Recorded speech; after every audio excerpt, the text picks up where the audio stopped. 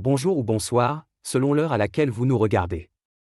Je suis chroniqueur audio et animateur de podcast à l'ODJ Media, et j'ai l'honneur de vous lire fidèlement la chronique de Hafid Fassi Fihri intitulée Une grosse dépression en vue pour l'économie américaine. Un texte fort qui explore les menaces qui pèsent sur la première économie mondiale. L'économie américaine est en sursis, mais demeure sous la menace d'une décision de la Cour suprême concernant les droits de douane. L'économie américaine serait en sursis, car elle demeure sous la menace d'une décision de la Cour suprême concernant les droits de douane. Avant la guerre commerciale et sur fond de baisse des taux d'intérêt par la Réserve fédérale comme souhaité par Donald Trump, l'économie américaine est en très grande forme avec une croissance qui vient d'être fortement rehaussée à 3,8% au deuxième trimestre. La croissance des États-Unis au deuxième trimestre a été révisée à la hausse à 3,8% en rythme annualisé, contre 3,3% selon la dernière révision et même 3% initialement. Mais les économistes anticipent un ralentissement d'ici la fin de l'année. L'auteur affirme que cette embellie n'est peut-être qu'un répit avant un ralentissement plus brutal. Les États-Unis ont connu une croissance du produit intérieur brut, PIB, de 3,8% en rythme annualisé au deuxième trimestre, selon une estimation officielle actualisée jeudi, soit plus que ce qui avait été auparavant calculé, et plus qu'attendu par les marchés. La première estimation du PIB pour la période, publiée fin juillet, faisait état d'une croissance de 3% en rythme annualisé. Elle avait ensuite été révisée à 3,3%. Les marchés ne s'attendaient pas à une nouvelle révision, selon le consensus publié par Trading Economics. L'auteur ajoute que l'euphorie pourrait vite laisser place à l'inquiétude.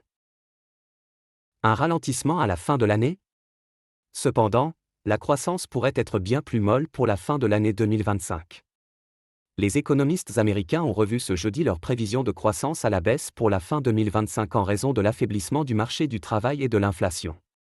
Le comité consultatif économique de l'association bancaire ABA, constitué de 16 économistes des plus grandes banques américaines, pense désormais que la première économie mondiale connaîtra, au dernier trimestre 2025, une croissance de 1,3% sur un an.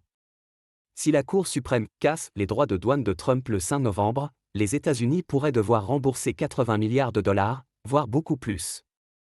Cela représente un fort ralentissement par rapport à la même période en 2024, où une croissance de 2,5% sur un an avait été enregistrée. Mais ils anticipent une légère reprise à partir de 2026. L'auteur pense que l'incertitude va culminer avec l'échéance de novembre. La Cour suprême doit examiner la légalité des droits de douane imposés par Donald Trump à partir du 5 novembre.